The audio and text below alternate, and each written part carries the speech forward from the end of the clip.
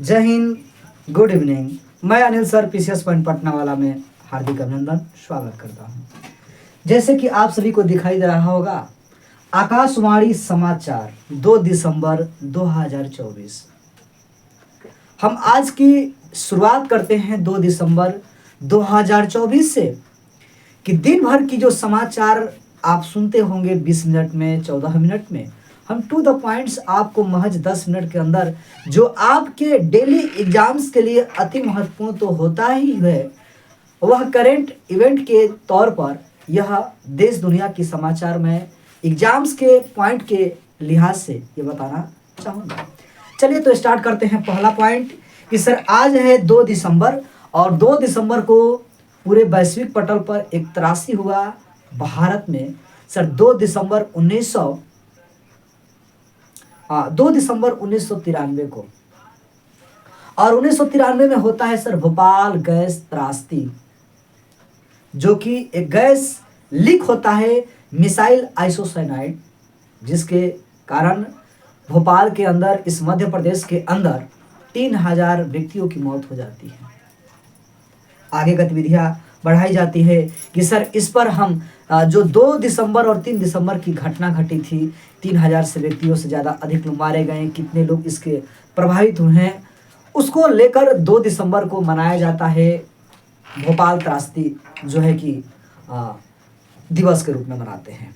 दूसरी आज एक और महत्वपूर्ण दिवस है कि सर यह विश्व कंप्यूटर साक्षरता दिवस की वैश्विक पटल पर कंप्यूटर डिजिटल युग में कितना महत्वपूर्ण हो गया है, आपको एजुकेशन लेना होगा। और तीसरा पॉइंट बनता है कि अंतर्राष्ट्रीय दास प्रथा उन्मूलन का समाप्ति हो, यानी कि अंतर्राष्ट्रीय लेवल पर जो गुलामों की दास प्रथा रखने की जो प्रचलन थी, उसको समाप्त करने के लिए जागरूकता फैलाने स्टार्ट किया गया। 2 दिसंबर को मनाया जाता है।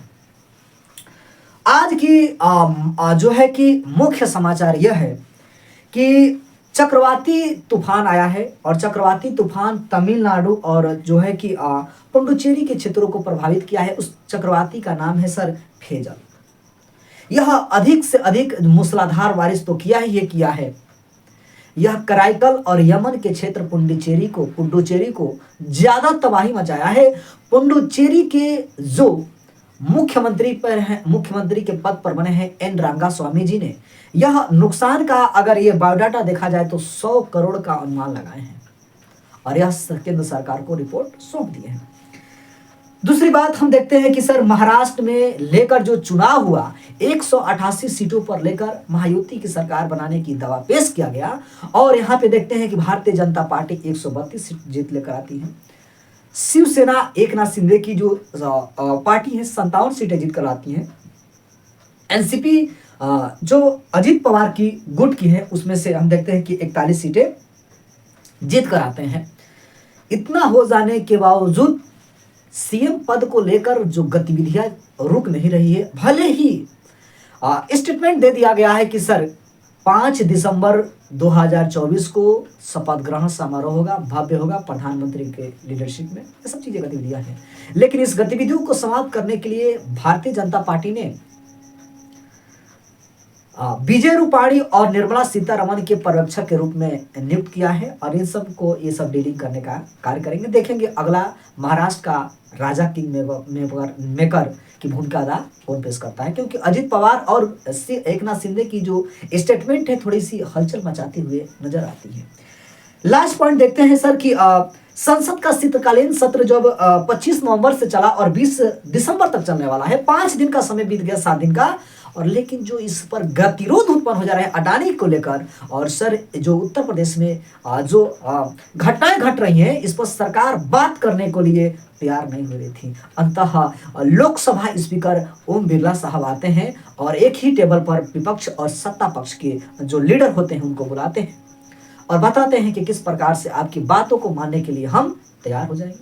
सरकार और विपक्ष की पार्टियां एक टेबल पर आती हैं और लोकसभा स्पीकर ओम बिरला के लीडरशिप में सहमति बन चुका है कि शीतकालीन जो सत्र चल रहा है इस पर इनकी बातों पर हम विचार विमर्श कर सके। इस तरह से जो है कि विमर्श हो गया।